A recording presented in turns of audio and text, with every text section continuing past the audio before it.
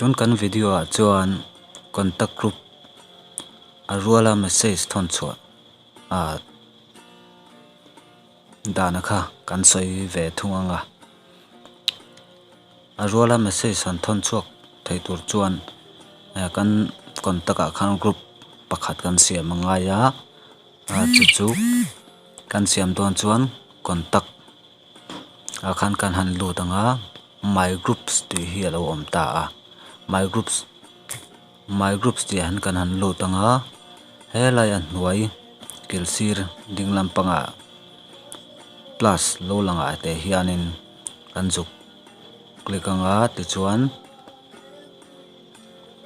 mi account ti te google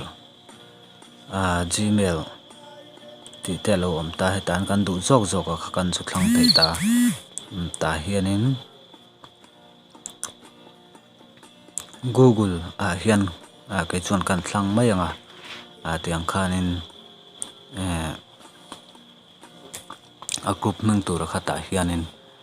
GNSA te pole mo thian ho mo khang chi te lo ni chuan amenga kha kan du zong kha kan phu don ta ne tuna kan thian ho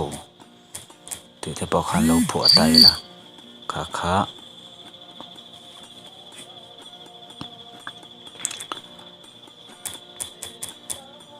kan thian ho ti kha kan han phu ta ti khanin kan ok anga tiang he kan thian ho ti group pakhat ti khian lo om ta chuan kan thian ho heti lai kan contact ami kan juk lak chu don chuan an hnuaia helai plus lem et lo oma te hian kan juk met lenga ti chuan heti lai kan contact list sakha lo lang thup ta kan contact list zingami kan thian ho kha tiang khan kan du chuan kan juk click anga kan du ho ate kha kan juk click zau anga tiang khan khatia kan du tok kan click china khan he tilai achung circle ding lama hian tick mark alo om ta heta ten kan han click lenga te chuanin khang ho kha message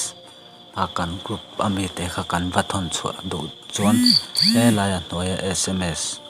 lo langa te hianin kan juk click anga te chuan achung kil sir ding lama tick mark lo langa kan click lenga ti khan kan message du zong kha ta hen kan han type to mai don ani in cho ei kho mi la ti lo ni ta se cho ei kho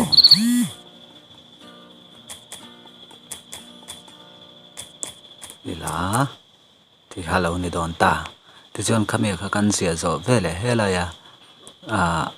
asir ding lama asing lo langa te hianin kan han click lenga ti khan tiang khanin kan thon chuak ngal teu ta ni vele khata khan asanga chuklor dot ngai lo khanin vele khata group kha kan siam ta ti khanin kan thon chuak rual thap ta ni atiang khana ol sambi em ani kha song kha ani maya ka channel lo thlir tu te in zavain chi bai gan bok chewa min lo subscribe sak zel tur te le min lo share sak ten turin kan som tak meu chewani hello me